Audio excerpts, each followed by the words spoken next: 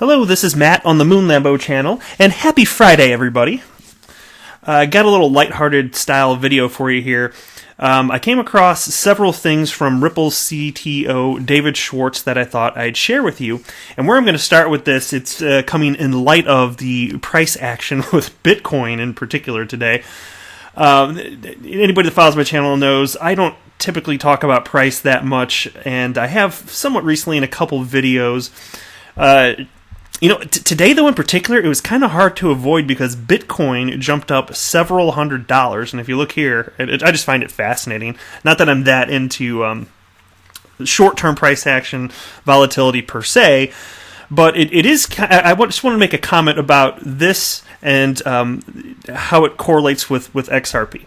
Because look, we started out down here the day within the last 24 hours is okay, so about 5,500, and then you saw a 24-hour high of over $5,900 here.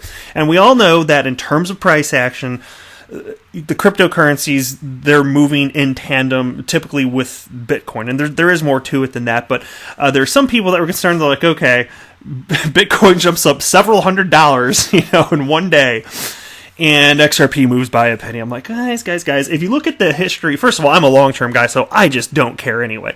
It's not that literally second by second the price of each cryptocurrency is going to move in tandem. It's that overall, if there's an overall upward trend or an overall downward trend, yes, they're in tandem. You can look at charts, and it's very easy to see visually. That doesn't happen on a minute-by-minute basis or a week-by-week basis, month-by-month, whatever, not necessarily.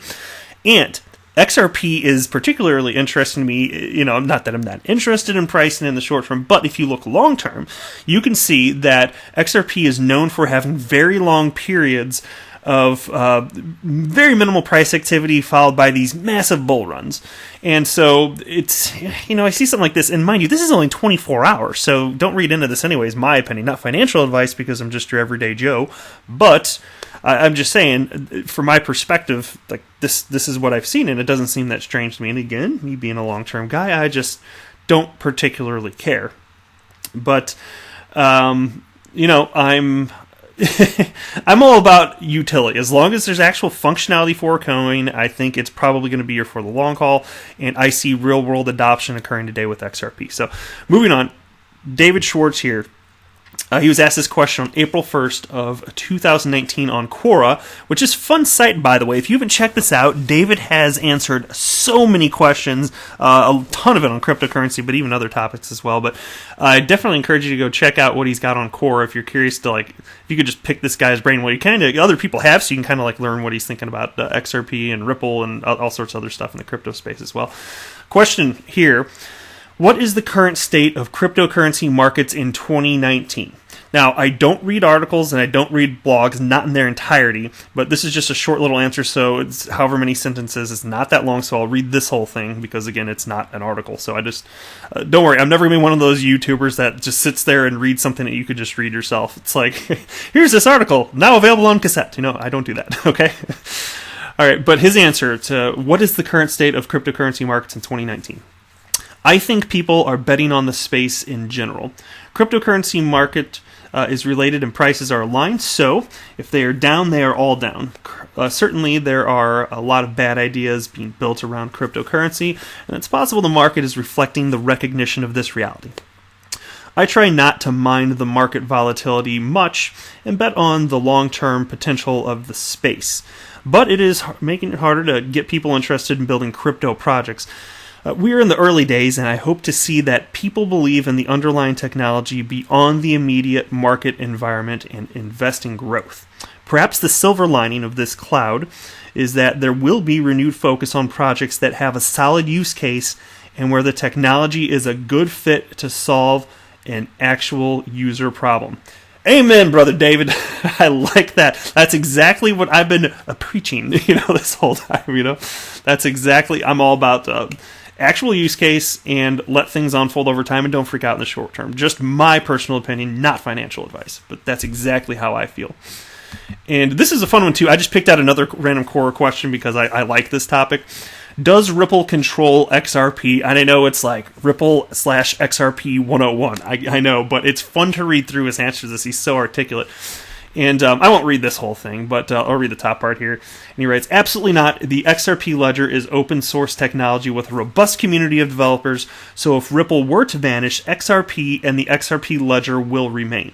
By design, XRP is an independent digital asset, and transactions are validated in a completely decentralized manner through the consensus process, which means the stakeholders in the network are the ones who collectively power the transactions, not any individual or entity. And then he goes on to cite the utility of it, the ownership, and the decentralization of the XRP ledger right here.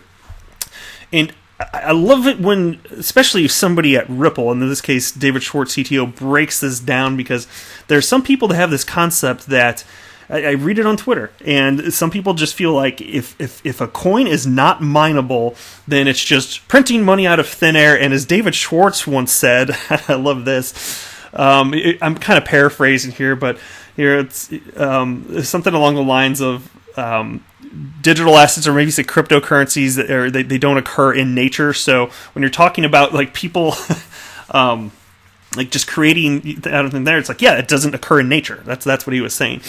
Which I got a kind of a chuckle out of, but it's kind of silly to me that people would compare, and I see this, I literally see this.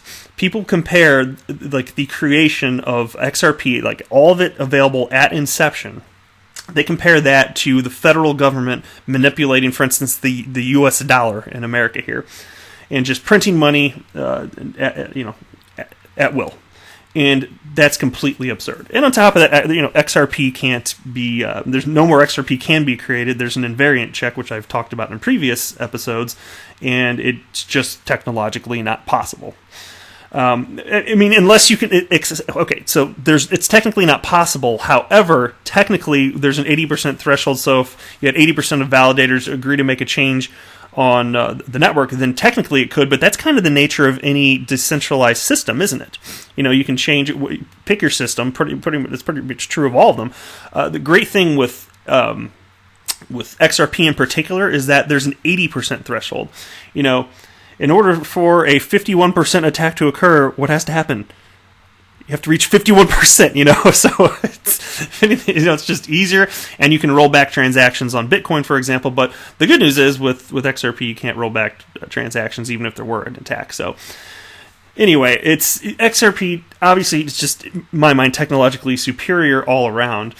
But regardless, no, Ripple, of course, they don't have any extra control just because they own a bunch of XRP. And to the contrary, they're just really great stewards of the XRP ecosystem. They're really supporting a healthy XRP ecosystem, and I think that we're very fortunate to have them.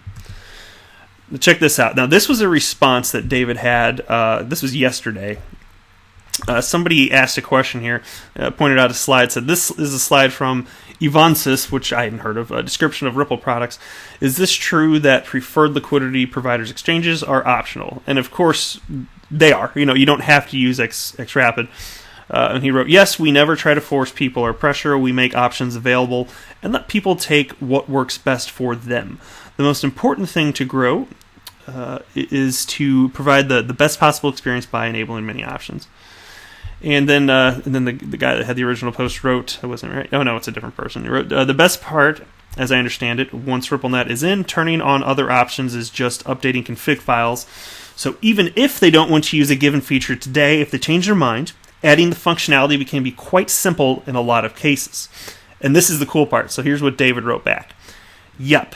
And we are seeing interest from existing customers for new functionality like XRapid. Ding, ding, ding. So this was just yesterday, by the way. So let me read that again. Yep, and we are seeing interest from existing customers for new functionality like XRapid, which, as we all know, uses XRP. Man, it's early days, though. This is such cool stuff to see.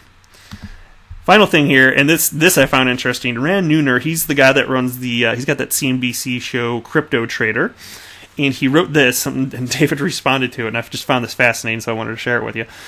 Rand Neuner wrote, the compliance department at my bank has asked for a call to discuss my crypto-related deposits/withdrawals. It's as if I have engaged in criminal activity by buying crypto. So for 2 hours today, I'll have to explain to a narrow-minded idiot that buying crypto is actually legal. Oh, isn't that fun? And so David responded, I strongly recommend never doing any crypto-related transactions from your primary bank. Having your main account that you pay bills from randomly closed on you is very annoying. You're lucky they're talking to you. Union Bank just closed all my accounts and told me later. Isn't that crazy? Like, literally. So check this out. And I'm not going to read everything here. Let me see if I can find his next response, though. Yeah, here, check this out. So then David, there are a bunch of other tweets in between from other people, but then the next David Schwartz tweet was, they may not tell you anything at all. I didn't find out until my online banking stopped working, and when I called, they told me my accounts were closed and a check for the balance was in the mail. Nobody would tell me anything else other than it was a business decision, in quotes. Business decision, in quotes. That's astonishing. I've never heard anything like that. That's making me rethink it because, I use my primary checking account for this, and I haven't had any problems, and I buy crypto regularly, but it did get me thinking. I was like, oh, gosh. And again, I've had no grief from my bank. They've been great, and I've a pretty good business relationship with them also, but it did make me think, maybe just in case. But I don't know, just something to think about. So if you guys got any thoughts on this, feel free to drop comments below. I always love hearing from you. And I don't think I said it at the beginning part of the video. If I did, then I apologize for repeating. But if you would consider delicately tapping that thumbs up, I'd definitely appreciate it. And if you don't hate everything coming out of my mouth, please consider subscribing. I really appreciate all the support. It wouldn't be worth doing this at all if y'all weren't here. So thank you very much. And I really appreciate you listening. I am not a financial advisor. Do not buy or sell anything because of anything that I say or write. That would be a very, very, very bad idea. Take care.